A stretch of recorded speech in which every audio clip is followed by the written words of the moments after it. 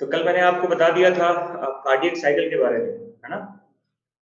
Cardiac cycle क्या होता है और उसका क्या पूरा फंक्शन है, वो कैसे होता है, ये बताया था मैंने कल आपको। अच्छा बताओ, जैसे क्वेश्चन पूछ रहा हूँ मैं आपसे,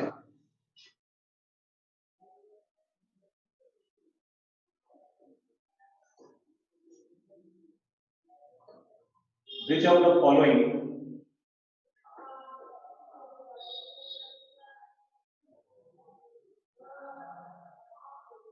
which of the following is not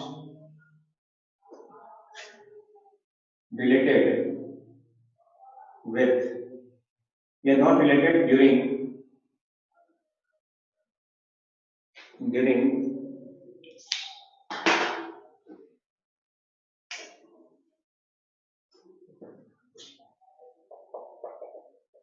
joint diastole। Joint diastole के समय क्या पॉसिबल नहीं होता? ऑप्शन देखो, number A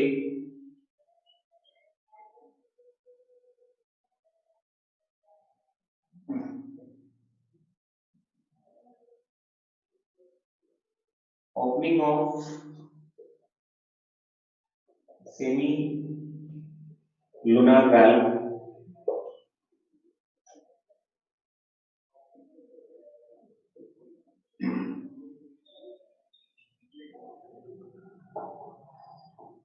filling of atria,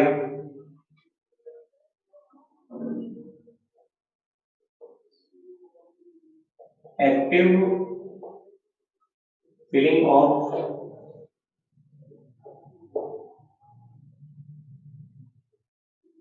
ventricles, number 4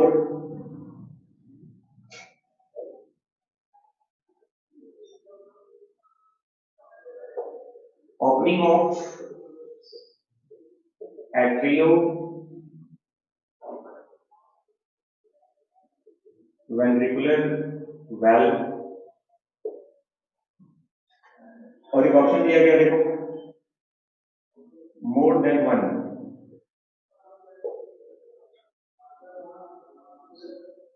क्या होगा आंसर बताओ?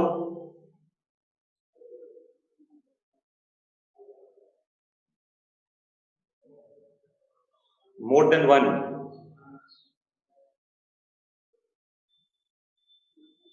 ए एंड सी।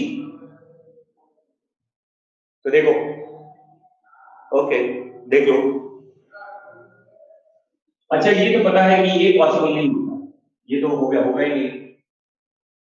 ये होता है, ये भी नहीं होता, क्योंकि ये पैसिव फिलिंग होता है, एक्टिव फिलिंग नहीं होता, है ना? और ये भी होता है, तो क्या नहीं हो सकता? देखो, नॉट गेट लिखा हो, इसका आंसर हो गया ए एंड क्या बताओ? सी। ए और सी हो जाएगा, मतलब 1 एंड 3 हो जाएगा।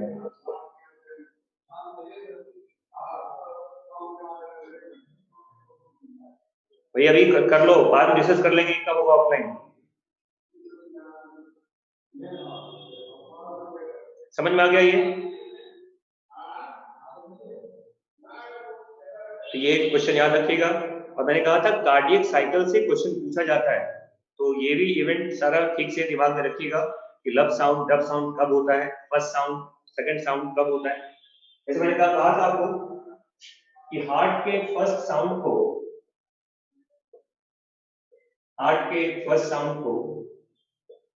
लब कहा जाता है, सेकंड साउंड को डब कहते हैं, और ये डब जो होता है ये मोर लाउडर होता है। अगर आप इंटेंसिटी की बात करेंगे तो इसका लाउडनेस ज्यादा होता है, टाइम कम होता है, इसका लाउडनेस ज्यादा होता है। लब का लाउडनेस कम होगा लेकिन इसका ड्यूरेशन ज्यादा होता है, लेस लाउडर फॉर लंबे समय के लिए, थोड़ा ज्यादा टाइम लेता है। डब ज्यादा लाउड होता है लेकिन उसका जो आप कह सकते हैं उसका जो इंटेंसिटी है ज्यादा लाउडर है, बट उसका जो ड्यूरेशन है वो कम होता है। तो ये है लब और डब, याद रखिएगा इसको, ठीक है। और वैसे देखो, एबनॉर्मल हार्ट साउंड अगर आना स्टार्ट हो जाए, एबनॉर्मल हार्ट साउंड होता है,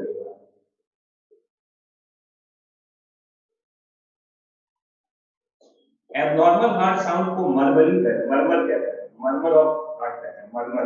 ये एक क्लिनिकल टर्म है, मरमरिंग कहते हैं। हार्ट में जो एबनॉर्मल साउंड आता है उसको मरमर कहा जाता है, मरमरिंग ऑफ हार्ट कहते हैं। Yes, abnormal heart sound is called murmuring, murmuring of heart कहा जाता है। और कई बार ये जैसे लीकी वैल्व हो, अगर वैल्व वगैरह लीक कर रहा हो तो ऐसे कंडीशंस में मरमर वाला कैरेक्टरिस्टिक होता है। तो मरमरिंग वगैरह का जो कैरेक्टरिस्टिक है, ये जब वैल्व वगैरह लीक कर रहा हो ना, तो ऐसे कंडीशंस में ये साउंड आने की चांसेस रहते हैं, लीकी वैल्व कहते हैं। तो डॉक्टर वगैरह वैल्व भी रिप्लेस करते हैं, आर्टिफिशियल वैल्व भी लग जाता है आजकल। और ये ईसीजी से सब पता चल जाता है, स्टेथोस्कोप से पता चल जाएगा आपको, ठीक है। तो ये याद रखना। अब ये बताओ, जैसे अब पूछा जाता है आपसे कि stroke volume and cardiac output क्या होता है।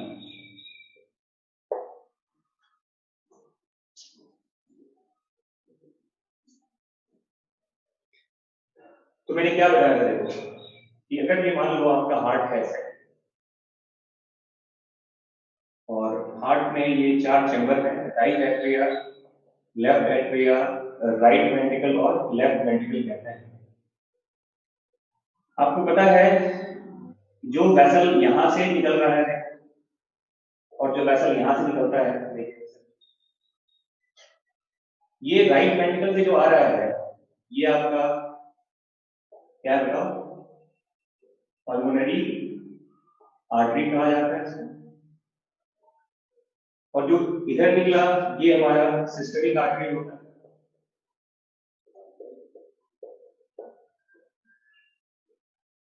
और मैंने कहा था कि ईच हार्ट बीट, जब आपके हार्ट में एक कॉन्ट्रैक्शन का इवेंट होता है वेंट्रिकल्स में, तो मैंने कहा था कि 70 ml ब्लड इसमें पंप होता है और 70 ml ब्लड इसमें पंप होता है। देखो 70 ml ब्लड, और इसी 70 ml को, ये जो पंप हुआ है 70 ml आपके एक वेंट्रिकल से, दैट वॉल्यूम इज कॉल्ड, इसी को स्ट्रोक वॉल्यूम कहा जाता है। तो ये क्या बताओ, ये होता है volume of blood, volume of blood pumped by each ventricle during one cardiac cycle। एक साइकिल में एक वेंट्रिकल ने जितना ब्लड पंप किया वही हमारा स्ट्रोक वॉल्यूम होता है, ठीक है। समझ में आ गया। एक वेंट्रिकल एक बार में जितना ब्लड आपके वेंट्रिकल्स में पंप करेगा, है ना, वही हमारा क्या बताओ, क्या होता है वो हमारा स्ट्रोक वॉल्यूम होता है। और याद रखना कि स्ट्रोक वॉल्यूम के बाद जो ब्लड इसमें बच गया है, देखो रिमेनिंग ब्लड आफ्टर, इसको कहते हैं एंड सिस्टोलिक वॉल्यूम कहा जाता है। और ये वॉल्यूम नॉर्मली 40 ml के बीच में रहता है, मतलब पूरा वेंट्रिकल खाली नहीं होता। पंप करने के बाद भी, पंप करने के बाद भी जो ब्लड वेंट्रिकल्स में रह जाता है उसको एंड सिस्टोलिक वॉल्यूम कहते हैं। क्या बोलते हैं इसको, एंड सिस्टोलिक वॉल्यूम। और ये वॉल्यूम 40 ml के बीच में होता है। अगर मान लो ये 40 ml हो गया, 20 ml, तो ये कितना हो जाएगा बताओ, ये 90 हो जाएगा। तो स्ट्रोक वॉल्यूम अगर बढ़ेगा तो आपका एंड सिस्टोलिक वॉल्यूम क्या होगा, वो कम हो जाता है। जितना तेज कॉन्ट्रैक्शन होगा स्ट्रोक वॉल्यूम भी बढ़ता है उससे। स्ट्रोक वॉल्यूम अगर बढ़ेगा तो एंड सिस्टोलिक वॉल्यूम क्या होगा बताओ, वो कम हो जाता है। ये समझ में आ रहा है? अगर ये 90 हो गया तो यहाँ 20 हो जाएगा। तो स्ट्रोक वॉल्यूम का अमाउंट फिक्स नहीं होता, बॉडी की कंडीशन के हिसाब से ये चेंज भी होता है। ज्यादा तेज कॉन्ट्रैक्शन होगा तो स्ट्रोक वॉल्यूम भी क्या होगा, आपका इंक्रीज कर जाएगा। समझ में आ गया? और देखो, और आपको पता है जो कार्डियक आउटपुट होता है ये stroke volume into rate of heartbeat कहते हैं। ये हो गया देखो 70 इंटू 75 पर मिनट लिखा जाता है। तो ये अप्रोक्सीमेटली ये वैल्यू 5 लीटर पर मिनट हो जाएगा। एक वेंट्रिकल ने एक मिनट में जितना ब्लड पंप किया वही हमारा कार्डियक आउटपुट होता है। याद रखना, एक मिनट में एक वेंट्रिकल ने जितना ब्लड पंप किया वही हमारा कार्डियक आउटपुट होता है।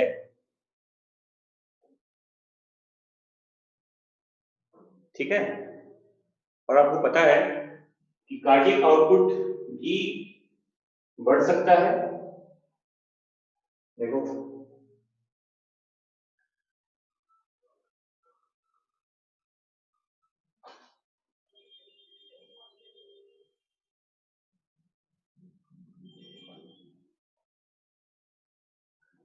कार्डियक आउटपुट डायरेक्टली प्रोपोर्शनल होता है, देखो, हार्ट बीट का, rate of heartbeat. And cardiac output proportional किसी होते बताओ, स्ट्रोक वॉल्यूम के। ये याद रखिएगा, कार्डियक आउटपुट कई फोल्ड बढ़ सकता है। कार्डियक आउटपुट कई फोल्ड बढ़ सकता है। रेट ऑफ हार्ट बीट बढ़ेगा तो कार्डियक आउटपुट भी बढ़ेगा, और स्ट्रोक वॉल्यूम बढ़ेगा तो कार्डियक आउटपुट भी बढ़ जाएगा। समझ में आ गया बच्चों? और मैंने कहा था रेट कंट्रोल होता है कहां से बताओ, आपके ऑटोनॉमिक नर्वस सिस्टम से। और स्ट्रोक वॉल्यूम सिंपल है, देखो स्ट्रोक वॉल्यूम क्या होता है, क्या रखना, स्ट्रोक वॉल्यूम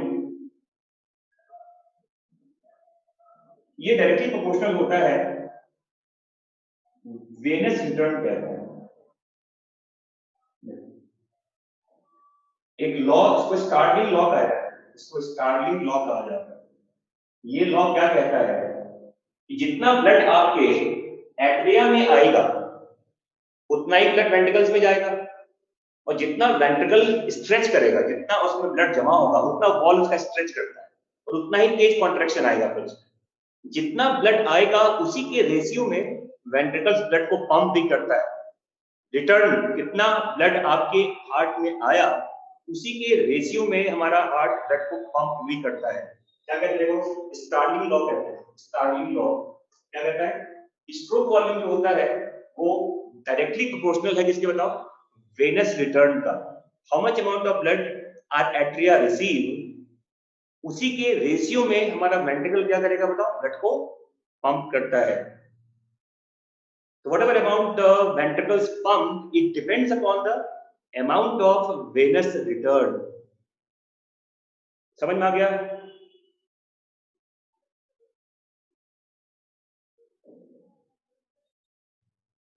तो अगर आपको कार्डियक आउटपुट बढ़ना है, ये भी बढ़ेगा, ये भी बढ़ेगा, दोनों में जो कोई एक भी बढ़ेगा तो हार्ट बीट बढ़, आपका कार्डियक आउटपुट क्या होगा, बढ़ जाएगा। ब्लड को काउंट क्या करते हैं, अरे ब्लड जितना आएगा, इससे क्या मतलब हो गया, डीऑक्सीजनेटेड से मतलब यहाँ क्या होगा, जितना ब्लड आपके वेनस रिटर्न जिसको कहते हैं वो डीऑक्सीजनेटेड ब्लड ही होता है। जितना ब्लड आपके एट्रिया में आएगा वो तो डीऑक्सीजनेटेड ब्लड ही होता है ना, उतना ही ब्लड वेंट्रिकल्स में आएगा। और जितना ब्लड वेंट्रिकल्स में आएगा उतना उसका वॉल स्ट्रेच करता है, फैलता है, और जितना रबर है, रबर को जितना स्ट्रेच करेंगे आप उतना ही तेज उसमें वापस इफेक्ट होता है। इसी को स्टार्लिंग लॉ कहा जाता है। ठीक है, समझ में आ गया सबको? चलिए ठीक है, इसको साफ कर दो यहां से। समझ में आ गया सबको ये? तो देखो, अगर क्वेश्चन ऐसा पूछ दिया जाए, if the stroke volume increases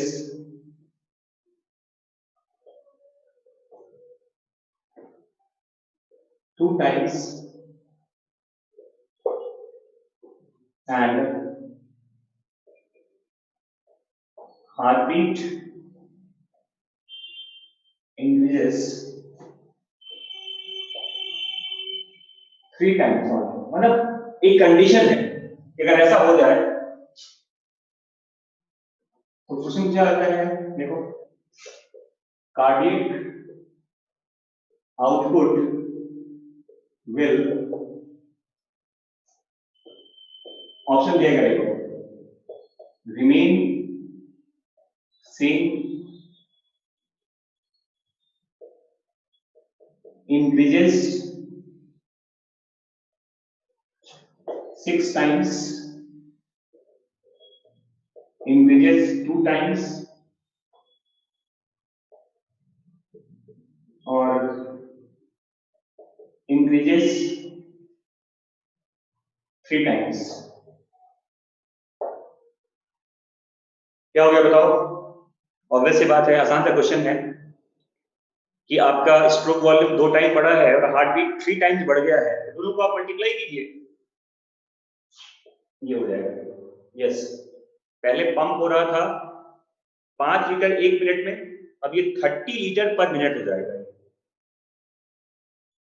इसका मतलब हो गया 30 लीटर पर मिनट बाय ईच वेंट्रिकल।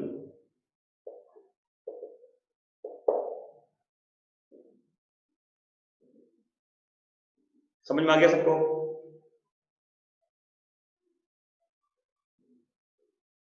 ठीक है, अब देखो, अब ये याद रखिएगा, कार्डियक आउटपुट जो होता है ये डायरेक्टली प्रोपोर्शनल होता है ब्लड प्रेशर। कार्डियक आउटपुट अगर बढ़ेगा तो ब्लड प्रेशर भी बढ़ेगा, है ना?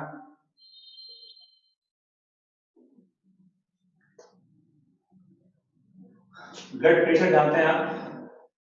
अगर आपका कार्डियक आउटपुट, ब्लड प्रेशर क्या है?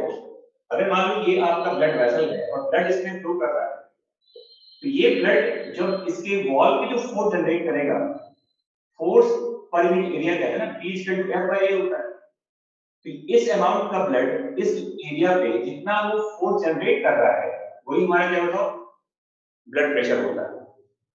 ब्लड आपके एक इलास्टिक वेसल्स में फ्लो कर रहा है, तो ब्लड जो एक फोर्स जनरेट करता है एक पर्टिकुलर ब्लड वेसल्स के पार्ट पे, वही आपका प्रेशर है, फोर्स पर यूनिट एरिया कहा जाता है। समझ में आ गया? और आप जानते हैं कि जो ब्लड प्रेशर होता है वो इनवर्सली प्रोपोर्शनल होता है डायमीटर ऑफ ब्लड वेसल का। डायमीटर ऑफ ब्लड वेसल कहते हैं।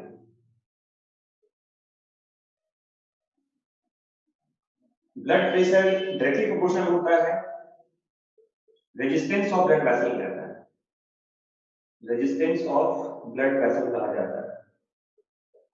जितना ज्यादा उसको आगे जाने में दिक्कत आएगी, अवरोध, रेजिस्टेंस जितना ज्यादा होगा, प्रेशर भी उतना ज्यादा बढ़ जाएगा। अगर ब्लड आगे जाना चाहता है और ब्लड को आगे जाने का मौका नहीं मिल रहा, ये मान लो यहाँ पे रास्ता ब्लॉक हो गया। अब जानते हैं जो हार्ट अटैक वगैरह केस बनता है कि आगे का रास्ता अगर नैरो हो गया है, वो ब्लॉक हो गया है, तो ब्लड आगे जा नहीं पा रहा है, रास्ता बंद है, तो जानते हैं कि ट्रैफिक प्रेशर बढ़ जाएगा। तो रेजिस्टेंस जितना ज्यादा क्रिएट होगा उतना ज्यादा आपका ब्लड प्रेशर बढ़ता है। तो आप जानते हैं कि ब्लड प्रेशर कम कैसे होता है? आप ब्लड वेसल का ऐसे का मान लो और ब्लड प्रेशर यहाँ पे काफी ज्यादा है, अगर आप ब्लड वॉल्यूम को, ब्लड के डायमीटर को, वेसल के डायमीटर को बढ़ा दें आप, ये देखिए, तो याद रखना कि अगर आपका डायमीटर डी है और ब्लड फ्लो का वेलोसिटी अगर डी है और प्रेशर मान लो पी है, तो अगर आप डायमीटर को 2d कर दें तो वेलोसिटी 16 v हो जाता है, 4 टाइम्स इंक्रीज कर जाता है, और प्रेशर आपका क्या होगा बताओ, डिक्रीज कर जाएगा।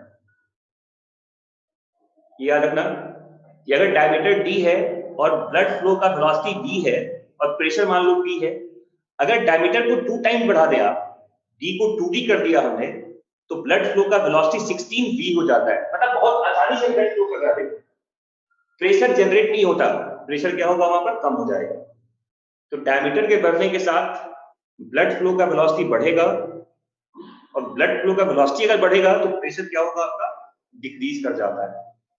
तब जानते हैं किसी भी आदमी में अगर ब्लड प्रेशर को कंट्रोल करना है तो उसको ऐसी दवाई देते हैं जो ब्लड प्रेशर को डायलेट करता है, डायलेशन से क्या होगा बताओ, प्रेशर आपका डिक्रीज कर जाता है। तो ये भी याद रखिएगा कि ब्लड प्रेशर का क्या रिलेशन होता है डायमीटर ऑफ ब्लड वेसल्स के साथ और रेजिस्टेंस के साथ। और आप जानते हो जो मेजरमेंट होता है देखो ब्लड वेसल का, ब्लड प्रेशर का, देखिए जो मेजरमेंट होता है ब्लड प्रेशर का, वो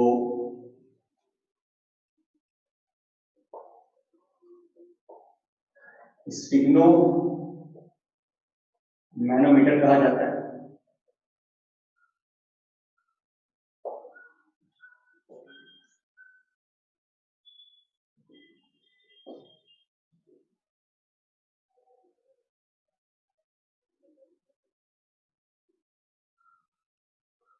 समझ में आ रहा है?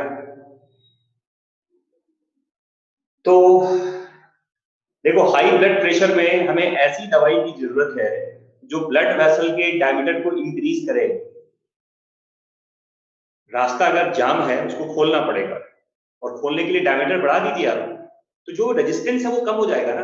जितना डायमीटर बढ़ाओगे आप, रेजिस्टेंस कम होगा, कंडक्टेंस बढ़ेगा, और कंडक्टेंस बढ़ेगा तो प्रेशर अपने आप आपका कम हो जाएगा। ठीक है, चलिए अब यहां देखिए, तो मेजरमेंट ऑफ ब्लड प्रेशर जो होता है देखो, वो स्टिग्नोमैनोमीटर से किया जाता है। और आप जानते हैं कि इसमें सिस्टोलिक प्रेशर और डायस्टोलिक प्रेशर होता है। जब ब्लड पंप होगा तो आपके ब्लड वेसल्स में जो प्रेशर जनरेट हुआ वो सिस्टोलिक प्रेशर है। हार्ट जब अपने रिलैक्सेशन वाले फेज में आएगा तो जो प्रेशर अभी भी आपके वॉल पे है वो उसका डायस्टोलिक प्रेशर होता है। अब जानते हैं नॉर्मल प्रेशर ये 120/80 कहा जाता है एमएमएसी नॉर्मल केस में। ये एक नॉर्मल ब्लड प्रेशर है for an adult. Old age की बात नहीं कर रहा मैं एडल्ट की बात कर रहा हूं। ये आपका सिस्टोलिक प्रेशर है, ये आपका डायस्टोलिक प्रेशर है। समझ में आ गया? और अगर मान लो ऐसा लिखा हुआ है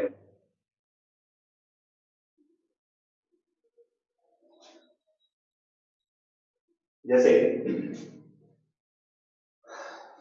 फॉर एन एडल्ट, अगर ऐसा लिखा जाए कि 160 बाई मान लो ये 95 लिखा हुआ एमएमएससी नॉर्मल एडल्ट के लिए, ऑब्वियस सी बात है देखो ये प्रेशर बढ़ा हुआ है यहाँ पर, ये एक हाई ब्लड प्रेशर का एक इंडिकेशन है। हाइपरटेंशन कहते हैं इसको, हाइपरटेंशन कहा जाता है।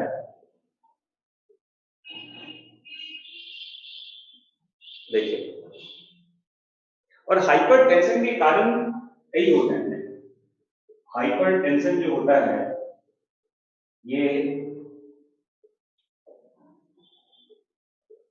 एथेरो स्क्लेरोसिस की वजह से हो सकता है, कोलेस्ट्रॉल वगैरह डिपॉजिट हो जाए ब्लड वेसल्स में, हार्ट के ब्लड वेसल्स में। या फिर देखो स्ट्रेस की वजह से हो सकता है, डायबिटीज की वजह से हो सकता है, एक्सेस सॉल्ट की वजह से भी हो सकता है। देखो बहुत सारे कारण ऐसे, हार्मोनल भी होता है, और जो आपका फूड हैबिट है उसकी वजह से भी हो सकता है। एथेरो वगैरह में कोलेस्ट्रॉल डिपोजिशन कहा जाता है आपके ब्लड वेसल वगैरह, रास्ता थोड़ा नैरो हो जाता है। हाइपरटेंशन को आपकी बॉडी का एक साइलेंट किलर कहा जाता है। जब जब आपके बॉडी का हाई ब्लड प्रेशर जनरेट होगा तो बहुत सारे ऑर्गन्स के कैपिलरी वगैरह रप्चर हो जाते हैं, तो कैपिलरी टूटना स्टार्ट हो जाएगा हाइपरटेंशन की वजह से। It is a kind of silent killer. इसका आपको इफेक्ट तुरंत पता नहीं चलेगा, बट ये जानलेवा भी हो सकता है। साइलेंट किलर कहते हैं हाइपरटेंशन को, ठीक है। तो ये आपका हाइपरटेंशन का मतलब समझ में आ गया आपको। और देखो अब जैसे मान लो ये 110 या उससे भी कम, मान लो 110 दिखाया जा रहा है, इधर आपका ये 80 है, तो यहाँ पे मान लो मैं दिखा रहा हूँ 70 चल रहा है या उससे भी कम चल रहा है, तो ये नॉर्मल से कम आ रहा है आपका, ये आपका हाइपोटेंशन है।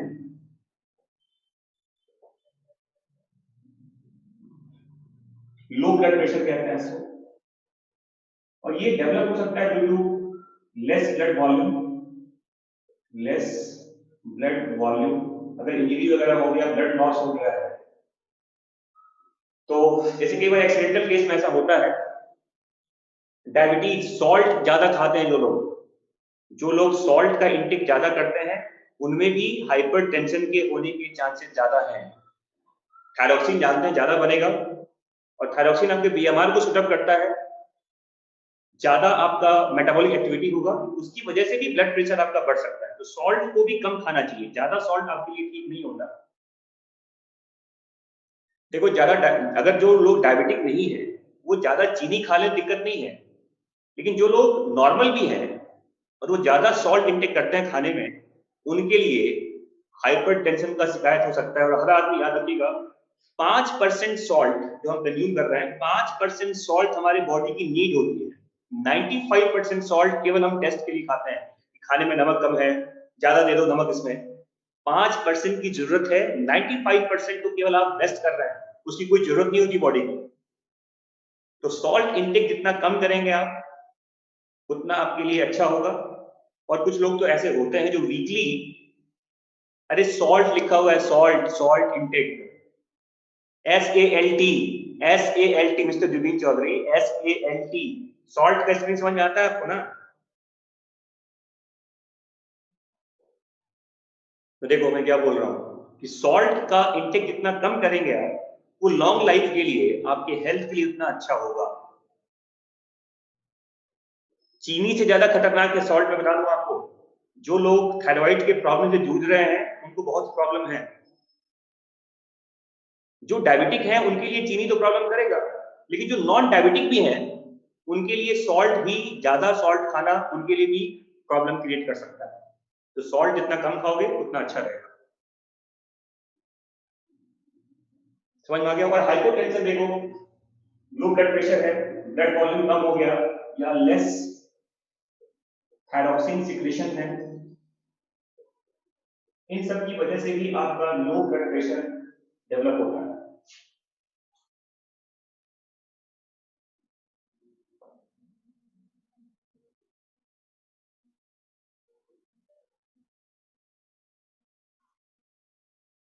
समझ में आ गया?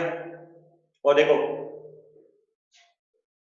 एक टर्म यूज करते हैं पल्स प्रेशर, पल्स प्रेशर कहा जाता है। Systolic pressure minus diastolic pressure का जो वैल्यू होता है इसको पल्स प्रेशर कहा जाता है।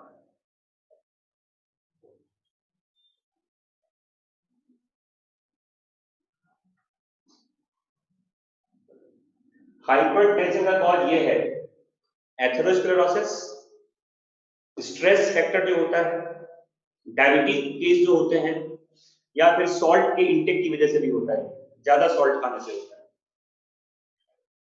अब बेटा हाइपो अगर मान लो किसी का एक्सीडेंट हो गया है, सीवियर एक्सीडेंट है, सीवियर ब्लड लॉस हो गया, ब्लड लॉस अगर ज्यादा हो गया और आपके बॉडी का ब्लड प्रेशर बहुत कम हो गया, तो ब्रेन के अंदर अगर ऑक्सीजन सप्लाई बंद होगा तो आदमी कोमा में जाता है, डेथ भी हो सकता है फिर। तो खतरनाक तो दोनों है ना, बट रेस्पेक्टिवली देखा जाएगा तो हाइपरटेंशन ज्यादा प्रॉब्लम करेगा in respect to hypotension. Blood injury अगर मान लो पता है एक्सीडेंटल केस में डेथ क्यों होता है, कंपाउंड जो आप कहते हैं कंपाउंड जो फ्रैक्चर होता है, बोन्स वगैरह टूट जाते हैं, ब्लड लॉस अगर ज्यादा हो गया तो ब्लड वॉल्यूम कम होगा बॉडी का, ब्लड वॉल्यूम कम होगा तो ब्लड प्रेशर घटेगा आपका, तो उस समय अगर ब्लड प्रेशर को मैनेज नहीं करेंगे आप तो डेथ होता है उसमें फिर। बट थोड़े बहुत अगर ब्लड प्रेशर का प्रॉब्लम है, बिल्कुल सही बात है, एक्सीडेंटल केस में ब्लड लॉस ज्यादा होता है और वो डेथ का मेन कारण बन जाता है। तुरंत हॉस्पिटल्स में जाकर इपिनेफ्रिन का इंजेक्शन डालते हैं उसमें, ताकि ब्लड वेसल को नैरो करो। ब्लड वेसल अगर नैरो होगा ना तो प्रेशर जो कम है वो इंक्रीज करेगा। तो इमरजेंसी वाले केस में इपिनेफ्रिन का इंजेक्शन दिया जाता है ताकि आपका ब्लड प्रेशर थोड़ा जल्दी राइज करे, वो जरूरी होता है। उसके बाद आप जो भी करेंगे वो बाद में कीजिएगा, बट ब्लड प्रेशर को नॉर्मल लाना जरूरी होता है अगर आपको बचना है तो। समझ में आ गया? अब देखिए मैं पल्स प्रेशर बता रहा हूं, systolic pressure minus diastolic pressure, that value is called pulse pressure कहा जाता है। याद रखिएगा कि फीटल स्टेज में, फीटस जब एम्ब्रियोनिक स्टेज में रहता है तो ये प्रेशर होता है 90/55 है। न्यू बॉर्न इन्फेंट में भी यही हो सकता है, एडल्ट में ये 120/80 है, और ओल्ड एज में नॉर्मल प्रेशर आपका 150/90 हो गया। देखो नॉर्मल प्रेशर है ये। तो पल्स प्रेशर एज के हिसाब से क्या होगा आपका, इंक्रीज करेगा। ओल्ड एज में जानते हैं आपका ब्लड प्रेशर ज्यादा इलास्टिक नहीं रहता, तो उसका ब्लड प्रेशर सिस्टोलिक भी ज्यादा है और डायस्टोलिक भी ज्यादा होता है। तो ये सारा कंडीशन याद रखिएगा रिगार्डिंग योर ब्लड प्रेशर। ठीक है, चलिए अब मैं बता रहा हूं आपको ईसीजी के बारे में। इसको मिटा दो यहां से,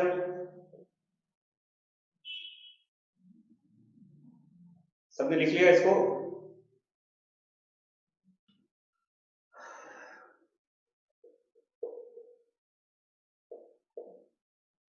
ईसीजी के बारे में लिखिए। देखो तो एक नाम इसमें देखो, इसमें इलेक्ट्रोकार्डियोग्राफ और इलेक्ट्रोकार्डियोग्राम। एक्चुअली जो इंस्ट्रूमेंट होता है उसको ग्राफ कहते हैं, और जो ग्राफिकल रिकॉर्ड है उसका वो इलेक्ट्रोकार्डियोग्राम होता है। ठीक है, अरे ग्राम को कहते हैं, उसका वो रिकॉर्ड होता है, ग्राफ जो बनता है, इंस्ट्रूमेंट को इलेक्ट्रोकार्डियोग्राफ कहा जाता है। जो ग्राफ लेता है वो इलेक्ट्रोकार्डियोग्राफ कहा जाता है, इंस्ट्रूमेंट का नाम ग्राफ है। रिकॉर्ड जो ग्राफ देखते हैं ऊपर नीचे जाता है वो इलेक्ट्रोकार्डियोग्राम कहते हैं। ठीक है, और ये जो इंस्ट्रूमेंट होता है क्या करता है, it measures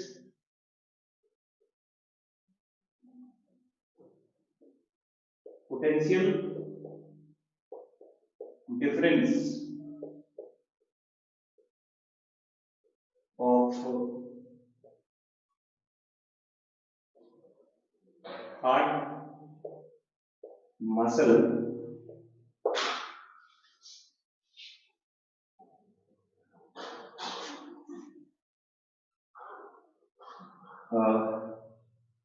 with other parts of the body.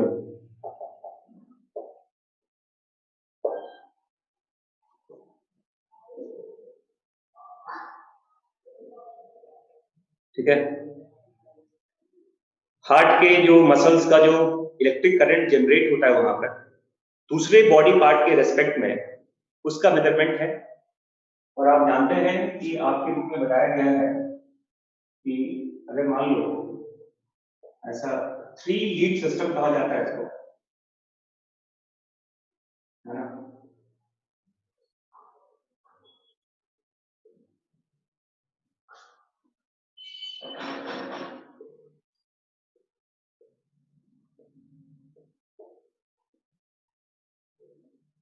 देखिए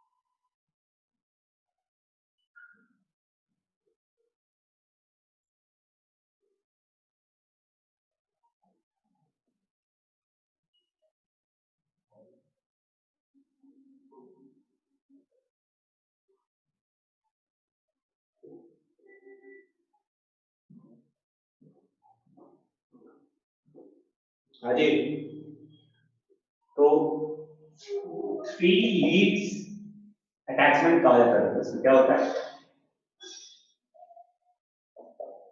जैसे एक आपके रिस्ट पे होता है, एक यहाँ पर, एक यहाँ पर, और जो आपका लेफ्ट एंकल होता है देखो यहाँ पर एक ऐसी लीड बना दिया जाएगा।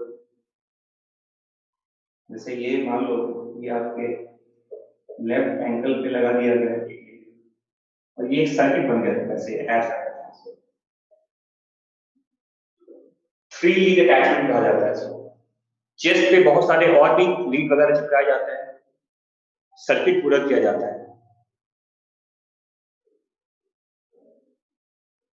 अब एक्चुअली ईसीजी तो आप जब डॉक्टर बनेंगे तो अच्छे से समझ में आएगा कैसे पूरा अटैचमेंट होता है। बस यहाँ जानिए कि 3 लीड अटैचमेंट है, आपके एनसीईआरटी में लिखा हुआ है। 2 रिस्ट पे होता है, राइट और लेफ्ट रिस्ट पे, और एक आपके लेफ्ट एंकल पे होता है। ठीक है, और जो ग्राफ बनता है देखो, आपने देखा होगा ग्राफ ईसीजी का,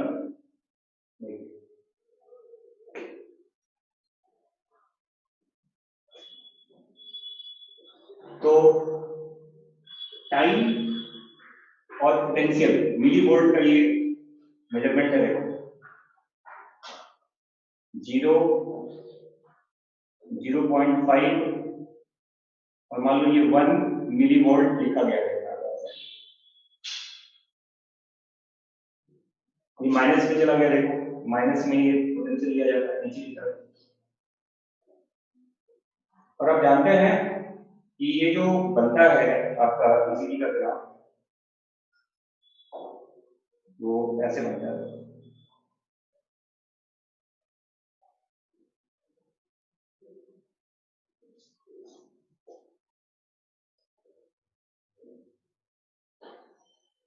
ये यहाँ आ गया,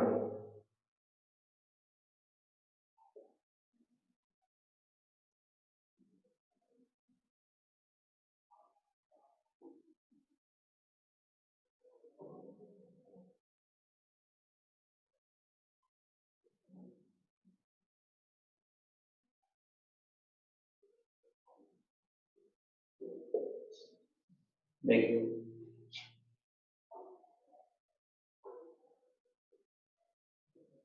तो ये जो आप देख रहे हो ऐसे देखते हैं,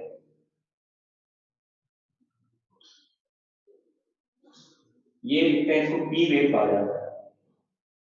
पी क्यू आर एस, ये जी है और ये फिर पी हो गया।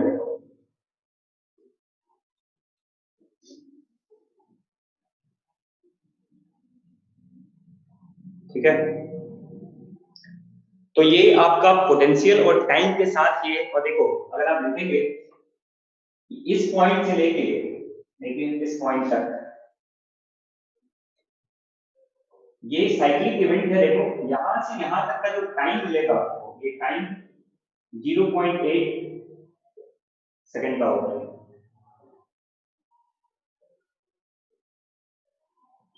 ठीक है। और देखो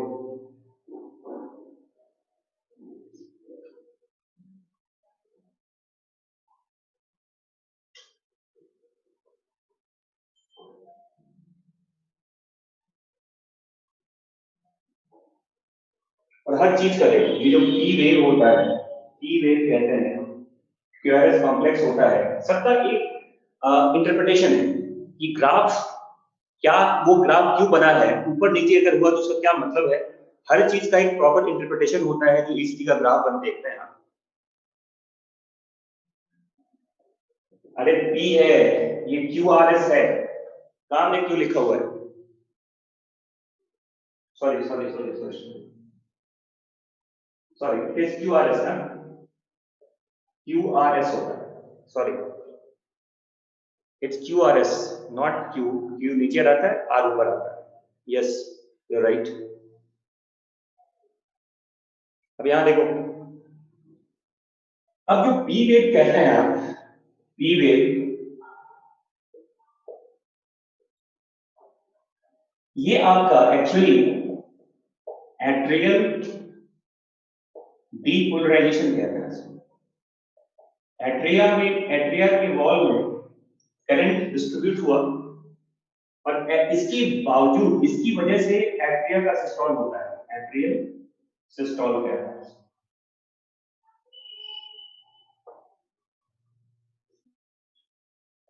ठीक है। इसके बाद देखिए जो क्यूआरएस कॉम्प्लेक्स होता है पूरा का पूरा, क्यूआरएस कॉम्प्लेक्स, ये आपका वेंट्रिकुलर डीपोलराइजेशन होता है,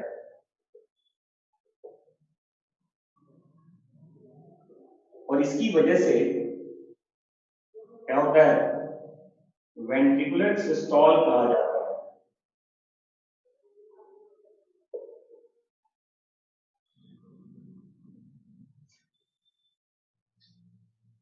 और याद रखना कि कॉन्ट्रैक्शन तो स्टार्ट यहीं से हो गया वेंट्रिकल्स में, सिस्टोल, लेकिन ब्लड का पंपिंग जो होता है वो यहां से नहीं होता। ये देखिए, ये जो एसपी सेगमेंट कहते हैं, यहां से यहां तक पूरा जो प्रोसेस है एसपी सेगमेंट कहा जाता है। ये देखिए एसपी सेगमेंट का देखो, ये पूरा इवेंट एसपी सेगमेंट कहता है। देखिए तो ये जो एसपी सेगमेंट आप देख रहे हैं यहां पर, एस और टी के बीच में, एस और टी के बीच में एसपी सेगमेंट कहते हैं इसको, और इस एसपी सेगमेंट को ही वेंट्रिकुलर एम्पटिंग फेज कहा जाता है। इसको इजेक्शन फेज कहते हैं, इस फेज को इजेक्शन फेज कहा जाता है। मतलब ये है कि वेंट्रिकल्स के कॉन्ट्रैक्शन के साथ ब्लड बाहर नहीं आता, एस और टी के बीच में वेंट्रिकल अपने ब्लड को खाली करता है, तो एसटी सेगमेंट कहा जाता है इसको। इसको वेंट्रिकुलर एम्पटिंग फेज कहते हैं, इसको इजेक्शन फेज कहा जाता है। इसका मतलब ये है कि जो टी वेव है, देखो ये टी वेव जो है, टी वेव पे क्या हुआ,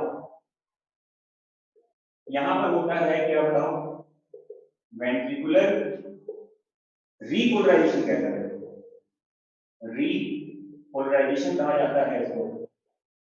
और टी वेव पे क्या बताओ, एंड ऑफ वेंट्रिकुलर सिस्टोल कहा जाता है। और ये आपके एंजाइटी में लिखा हुआ है, याद रखिएगा।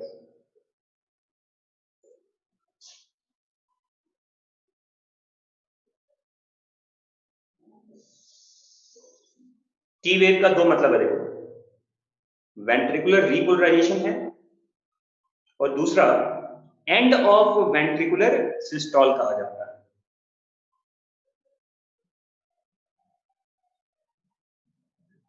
समझ में आ गया?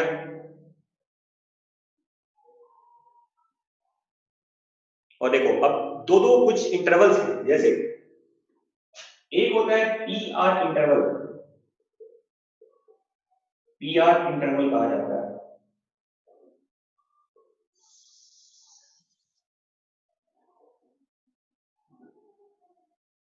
पी आर इंटरवल, ये इंटरवल क्या है बताओ? अगर आप ऐसे देखो, ये पी वेव है और ये आपका आर वेव है,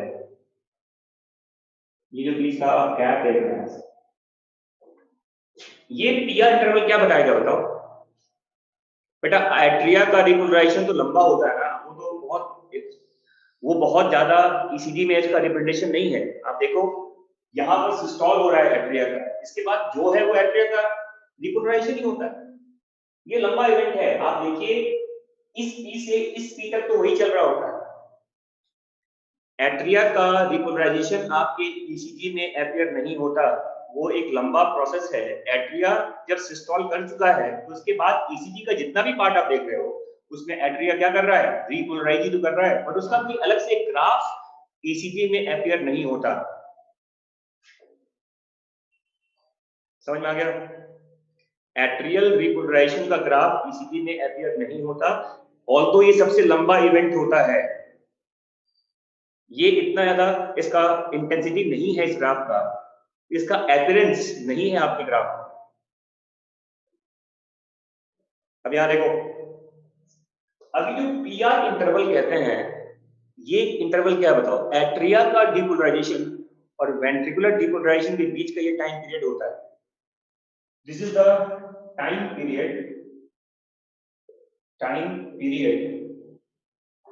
in between atrial and ventricular depolarization कहा जाता है।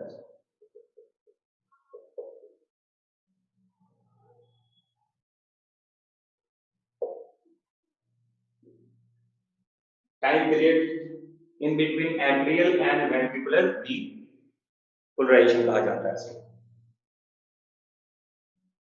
बेटा डीपोलराइजेशन जो डायस्टॉल होगा, अरे डीपोलराइजेशन ही तो डायस्टॉल होता है।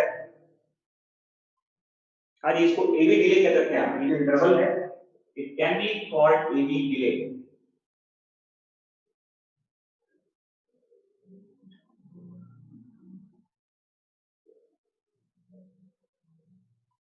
समझ में आ गया?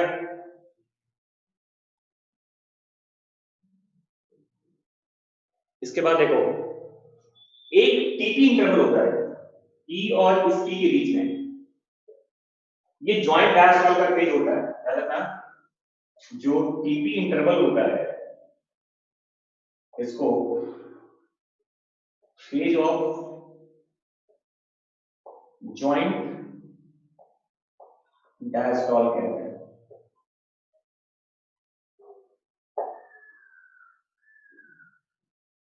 टीपी इंटरवल को फेज ऑफ जॉइंट डायस्टॉल कहा जाता है।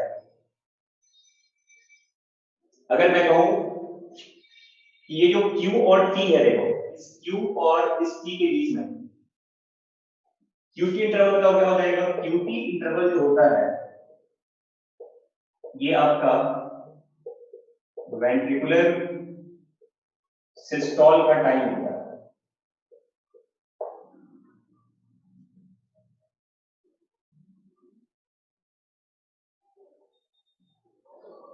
बीपी आप देखो, ये जो आपका QT इंटरवल होता है, QT इंटरवल जो होता है ये आपका कंप्लीट वेंट्रिकुलर सिस्टोल का ये पार्ट बन जाएगा। देखो Q के जस्ट ऊपर R होता है, याद रखना Q के जस्ट ऊपर R होता है।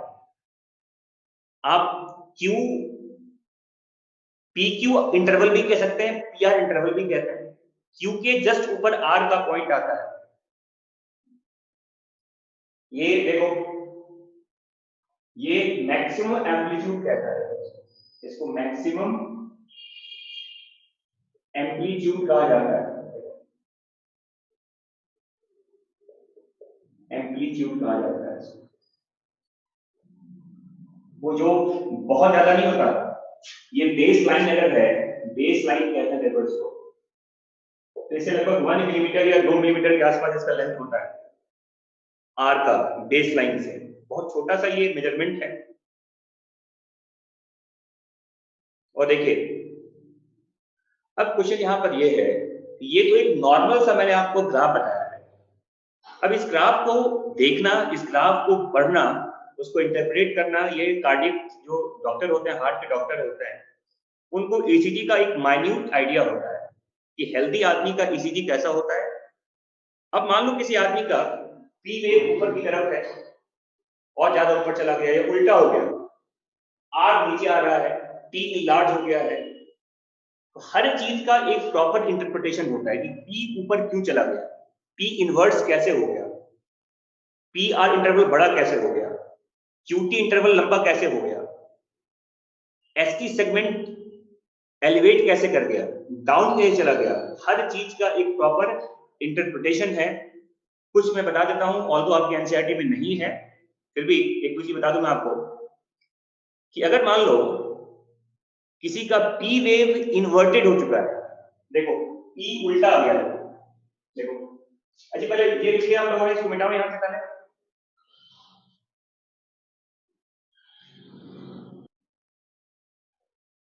जैसे देखो इन्वर्टेड पी वेव, अगर पी वेव का ग्राफ ऐसे इन्वर्ट हो गया, ऐसे चला गया, नीचे आ गया, देखो it may be case of ectopic pacemaker कहा जाता है, पेस मेकर कंडीशन कहता है।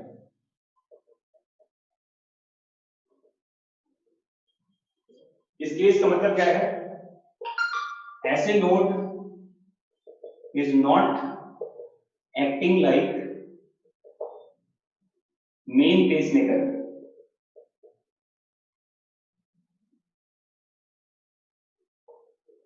अगर ऐसे नोड के बदले कोई और सेंटर आपका अब ज्यादा एक्टिव हो चुका है, ये एक्टॉपिक पेस मेकर का कंडीशन होता है। और ये आता है क्या बताओ, जब आप इन्वर्टेड पी वेव की बात करते हैं, उल्टा हो गया देखो पी वेव। इसके बाद देखिए नंबर 1 हो गया, देखो नंबर 2 enlarged ER इंटरवल। ये इंटरवल अगर ज्यादा बड़ा हो जाए, ER ज्यादा लंबा हो गया, ये रूमेटिक हार्ट का कंडीशन हो सकता है। ये रूमेटिक हार्ट कहते हैं, हार्ट का साइज थोड़ा इनलार्ज कर जाता है, रूमेटिक हार्ट कहते हैं उसको, अगर पीआर थोड़ा लंबा हो गया है। फिर देखो number 3 elevated ST segment. ST segment मान लो ऐसे आ जा रहा है, ऊपर एलिवेट कर रहा है, ऐसे ऊपर जा रहा है, देखो एलिवेटेड कहते हैं। It may B A case of myocardial infarction कहते हैं, मायोकार्डियल इंफार्क्शन, जिसको आप दूसरे शब्दों में हार्ट अटैक की बात कर रहे हैं।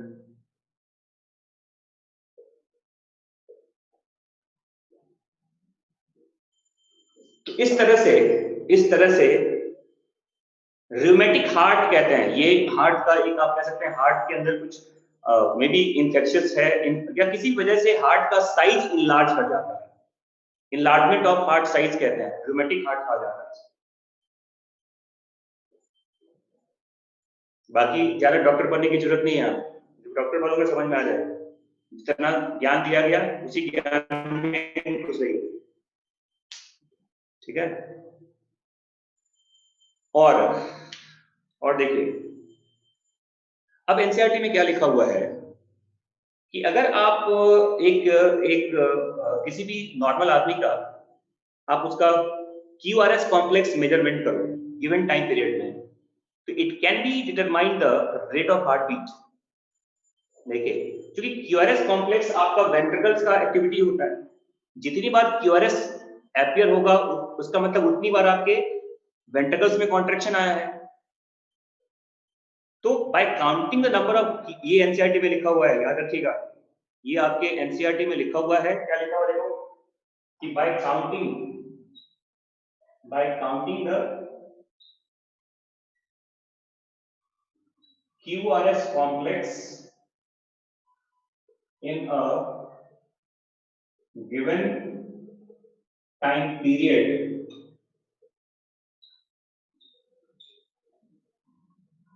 determine the rate of heartbeat, determine the rate of heartbeat कहते हैं।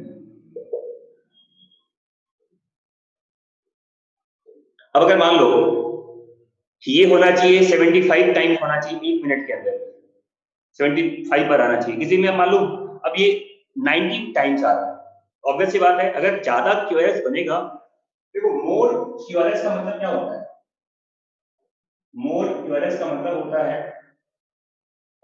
मोर हार्टबीट, हार्टबीट ज्यादा है आपका, हार्टबीट अगर ज्यादा होगा ऑब्वियस सी बात है ब्लड प्रेशर आपका क्या होगा, ज्यादा होगा। तो ब्लड प्रेशर का भी मेजरमेंट हो सकता है, देखो ईसीजी से आपका ब्लड प्रेशर का मेजरमेंट भी हो जाएगा। अगर ज्यादा क्यूआरएस बनेगा मतलब आपका हार्ट बीट ज्यादा है, और हार्ट बीट ज्यादा है इसका मतलब आपका ब्लड प्रेशर भी ज्यादा होगा।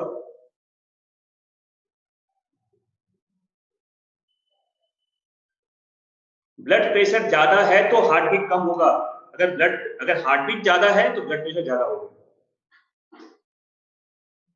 मैरिज लॉ तो कल बता दिया था मैंने आपको ना, ठीक है बच्चों। तो ये है आपका ऑल अबाउट द कहानी of ECG,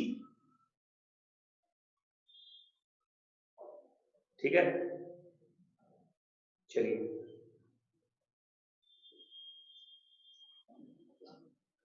more QRS more heart beat मतलब मोर ब्लड प्रेशर।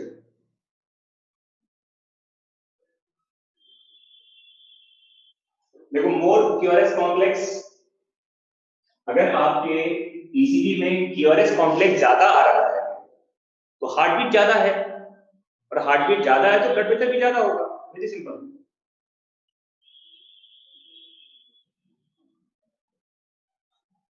तो ये था आपका ईसीजी। चलिए मिटाओ इसको यहां से,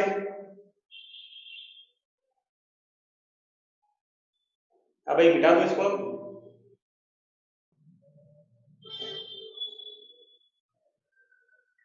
अब मान लो एक क्वेश्चन पूछना मैं आपसे, what will be the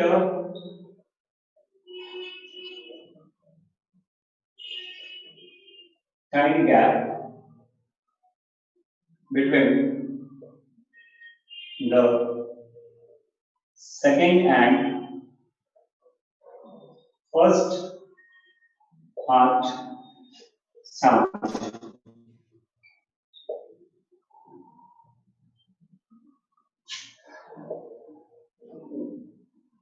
option लिखो, 0.8 सेकेंड,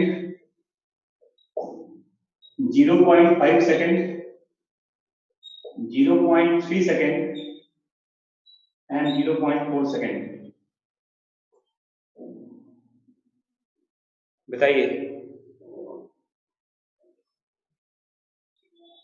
सेकेंड और फर्स्ट हार्ट साउंड का कितना होगा डिफरेंस, टाइम गैप कितना होगा, 0.5। हाँ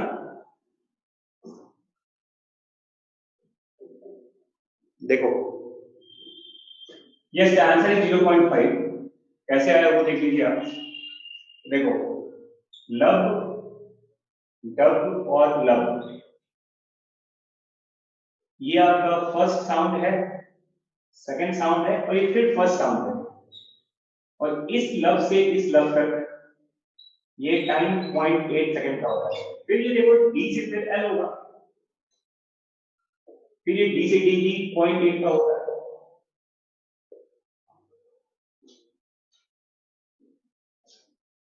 ठीक है, और फर्स्ट जो आपका फर्स्ट और सेकंड साउंड के बीच का डिफरेंस 0.3 सेकंड का होता है। सिस्टोल के बिगिनिंग पे लब आता है और सिस्टोल के एंड में डब होता है, तो 0.3 सेकंड का गैप होता है फर्स्ट सेकंड में, तो सेकंड फर्स्ट का डिफरेंस कितना होगा? 0.5 सेकंड का हो जाएगा।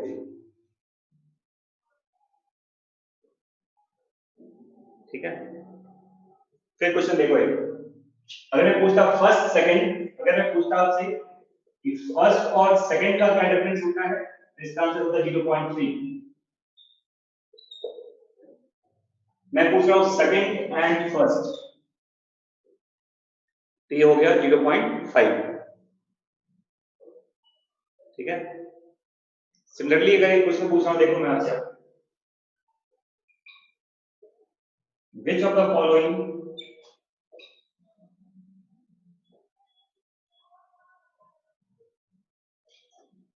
कैन नॉट बी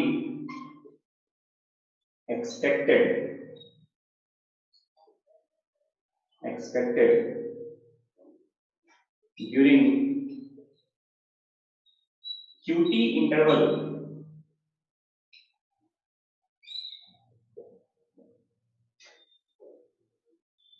देखो, number 1,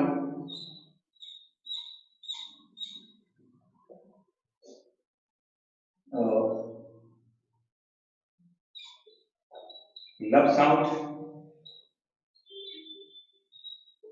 dub sound,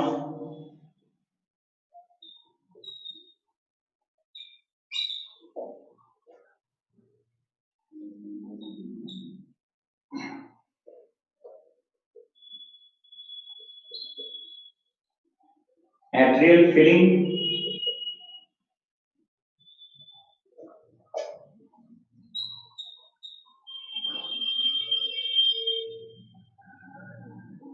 and opening of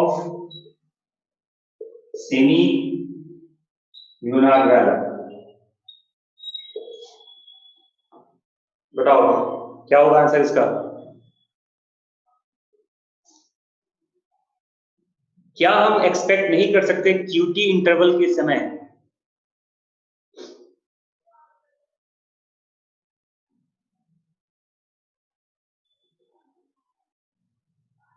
अरे डब क्यों नहीं होगा? अच्छा बताओ, क्यूटी इंटरवल कहते हैं वेंट्रिकुलर सिस्टोल के बिगिनिंग से उसके एंड तक होता है, यही होता है ना क्यूटी इंटरवल। देखिए अगर आप, तो बिगिनिंग में लब होना है, बाद में डब होना है, ये दोनों हो ही जाएगा ना। एट्रियल फिलिंग कहां से होगा? वो जो ज्वाइंट डायस्टोल के समय होता है। और सिमिलर ऑब्वियस ही बात है, अगर अगर ब्लड पंप होगा क्यूटी में तो ये भी खुला रहेगा। तो आंसर क्या हो गया इसका बताओ? क्या हो गया आंसर? जल्दी बताओ। अरे क्या हुआ आंसर इसका? Yes, answer is 3, atrial filling हो जाएगा। देखो इसका आंसर। अरे डब तो ज्वाइंट डायस्टोल देखो जस्ट कहते हैं, अब देखो कोई लंबा टाइम गैप थोड़ी होता है। अरे ज्वाइंट डायस्टोल जब स्टार्ट हो गया, जैसे ही वेंट्रिकल का सिस्टोल खत्म होता है, उस समय आपका क्या हुआ बताओ? सिस्टोल के एंड होते ही आपका वो ग्राफ बंद हो जाएगा। तो क्यूटी में दोनों ग्राफ बन जाता है, मतलब टी के एंड पे आते आते जहां टी पे बनेगा वहां पर आपका डब साउंड भी अपीयर हो जाता है।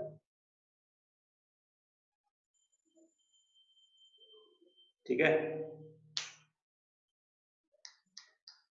तो ये आपका हो गया। अब बचा इसमें डिजीज का part, heart block, heart attack, है ना, हार्ट फेलियर, ये क्या होता है कल ये बताकर फिर इसी वो आपका नेक्स्ट चैप्टर कल स्टार्ट करेंगे।